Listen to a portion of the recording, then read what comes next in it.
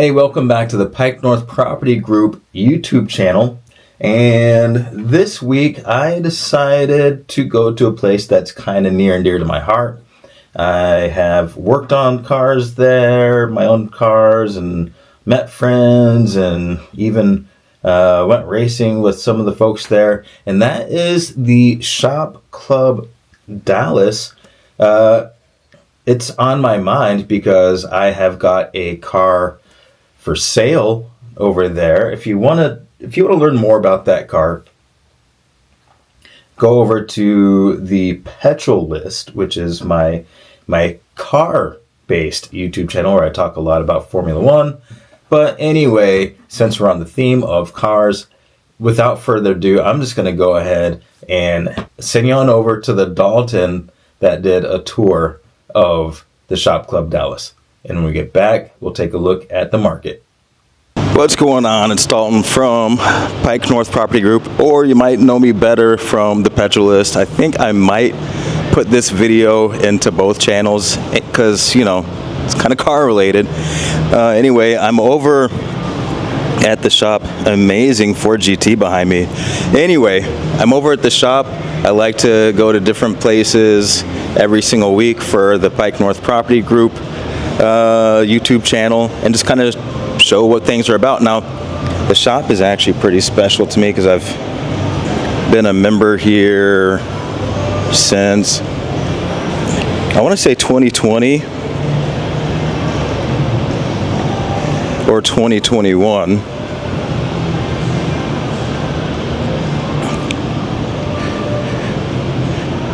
But I have done a lot of mechanical work on my own stuff. You know, it's a nice little coyote up in there.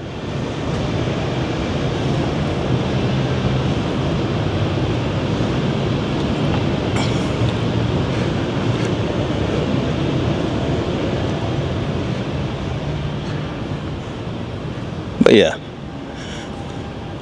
near and dear to my heart, this place is, you know, obviously part of the reason is because it's got a whole bunch of cars.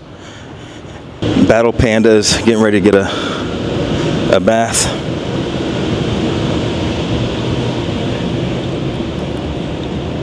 And then this guy is for sale. All right, one of the auxiliary batteries died, but we're back. I can't remember. I always get it confused. The Charger versus the Challenger. I can't remember which one it is. But as you can see, this whole second row, got a bunch of SRTs, got a Hellcat, I want to say there's a Demon here. 3 Hellcats. I want to say it's like 770 horsepower, those cars.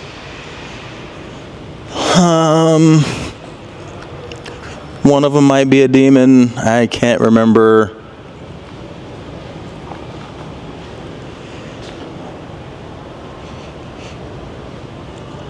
So there are just some focal points. The jet-derived exhaust. I don't know what kind of engine is actually in here. I'm pretty sure that it's not a gasoline turbine.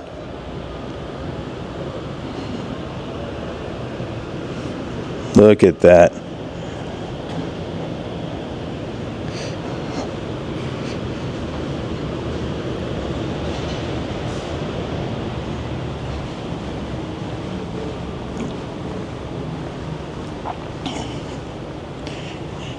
All right. If you can take the camera back over, please. And we'll just make our way out to the main area. I think this is officially called the Founders Garage here.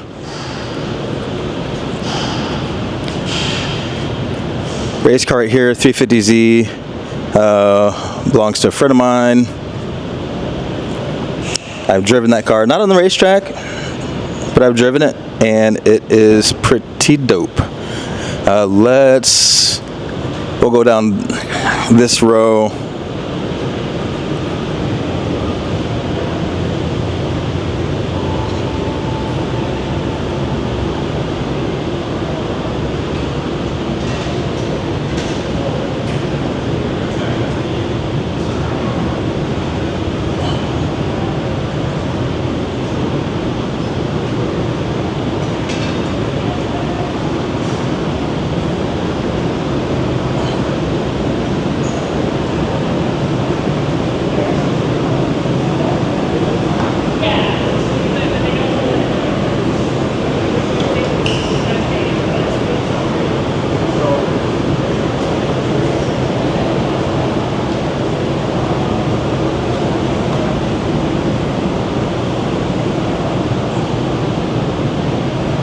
One of my all-time favorites up here, Lotus Esprit, and I want to say that's the V8 variant.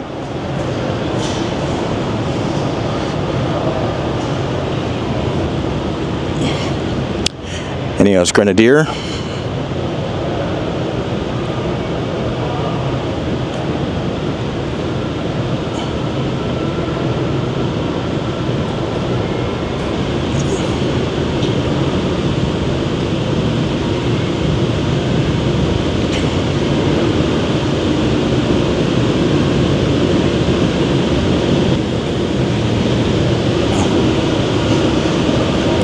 Land Rover Defender, C10, OG Corvette, Thunderbird, Pontiac, I want to say Firebird, Z28, and you can kind of see there's the Pontiac Firebird and the Chevy Z28 Camaro of a certain year. They're kind of based on the same chassis, similar body lines. Got a smattering of classics up here. Ferrari, I want to say it's either a 465 or a Maranello or just something like that. Anyway, you go down the line, you see Trans Am, Camaro SS, got a Scrambler over here on this side. So yeah, got some classics.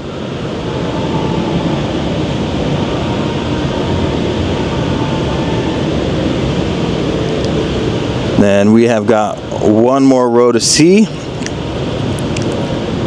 and then I will show you the shop. Ooh, look at that bike.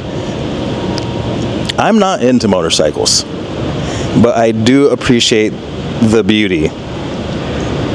It's very cool. If I rode motorcycles, it would definitely be something like that, but I don't, so I won't.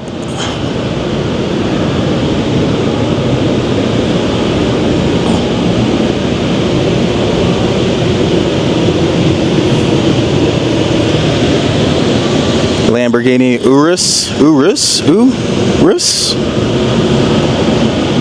Bronco, I want to say that's like an 81. I think they went to the Bronco 2 and 82. I had a full-size Bronco. It was a 1978, so it was the round headlights with the older style body. Not like that Chevy, but not too dissimilar either. Matter of fact,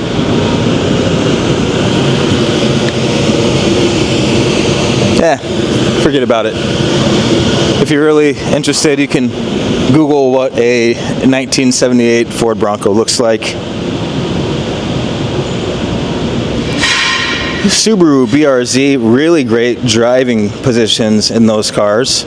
Race car from the Shopaholics racing team. I used to belong to that racing team. 300Z, NA Miata. Dan, who's 350 that was over there, knows a crap load about this vehicle. I can't remember the name.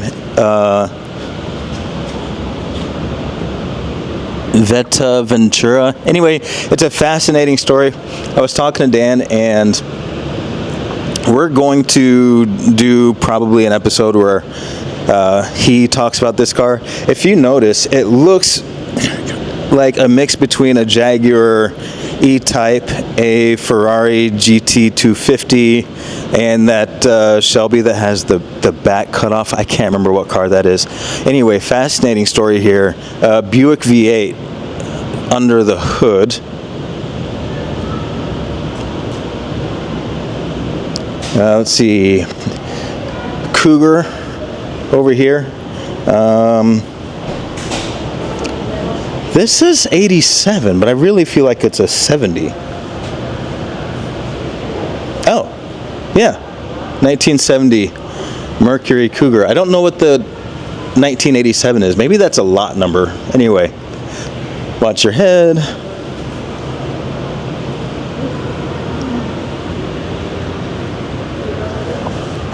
Oh, got an actual E-Type here. Beautiful cars.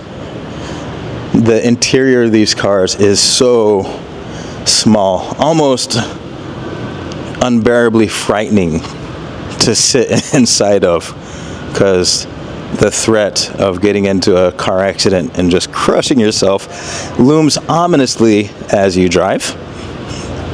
Beautiful car though. All right, let's go see the shop and then we'll be out. All right, we're gonna go into this shop. I'm holding the camera and we'll narrate if I feel like it. But anyway, this is the shop.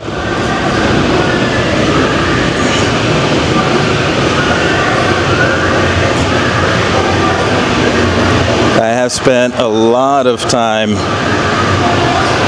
back here building out the Racing Miata. Oops, sorry. Building out the Racing Miata, doing work on the Audi, just tons and tons of stuff.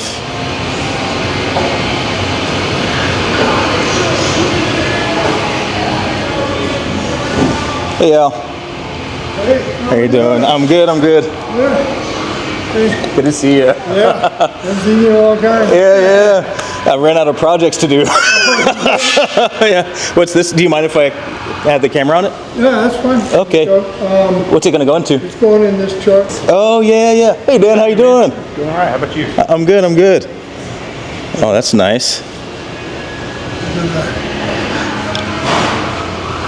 It's still gonna be supercharged, I suppose. Yep.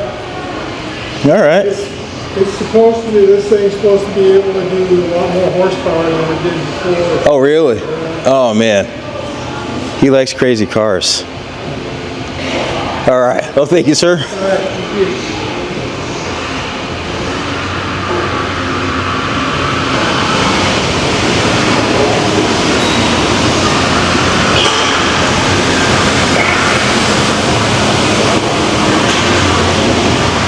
All right.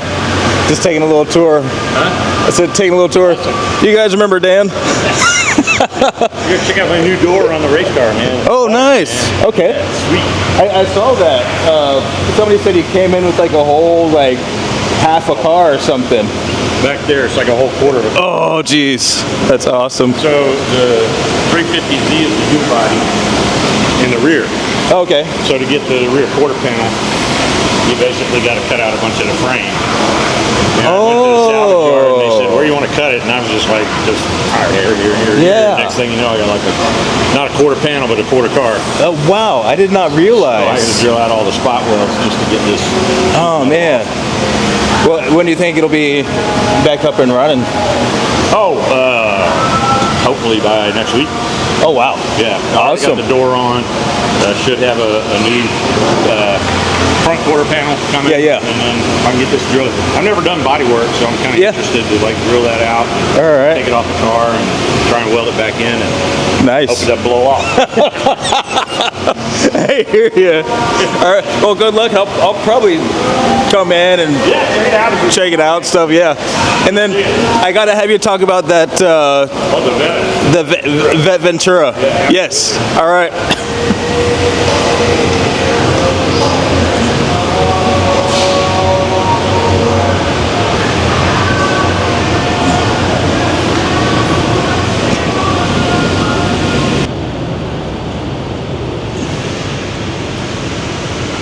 All right, here's that 350Z that Dan was talking about. All right.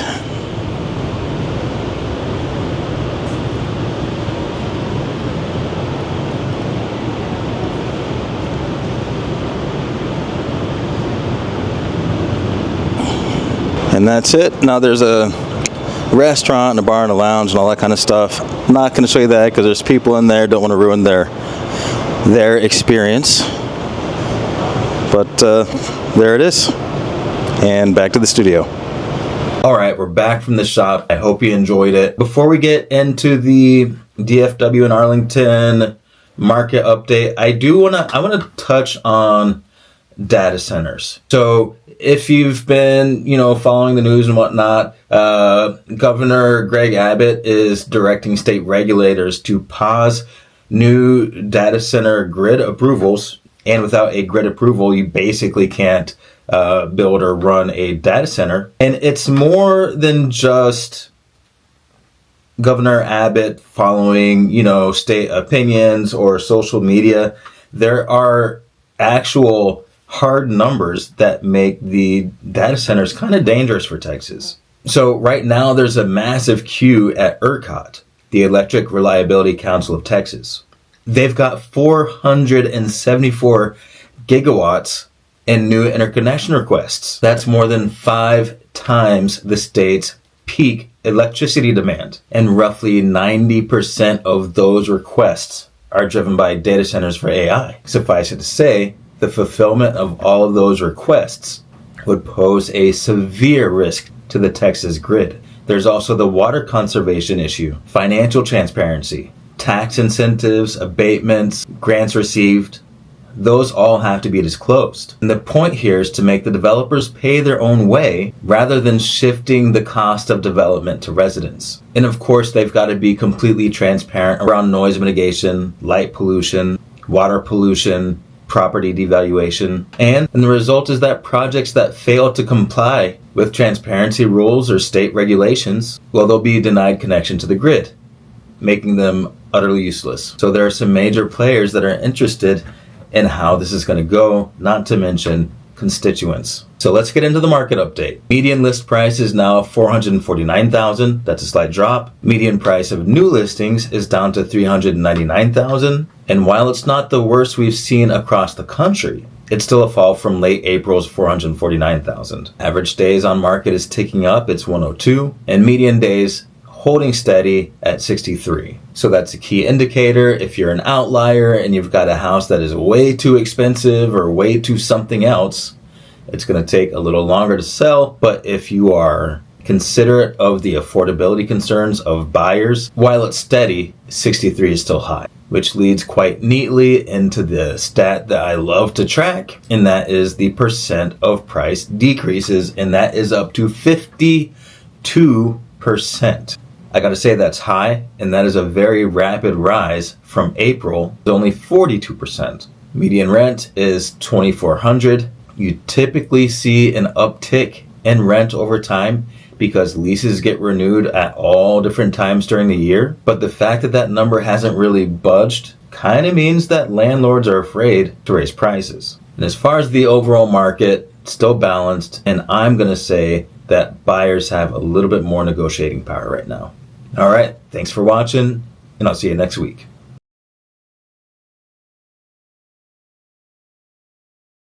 I guess I've been a car guy since I can remember.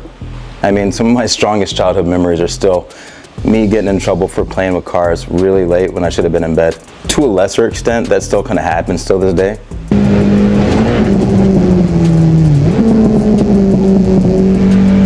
I race cars.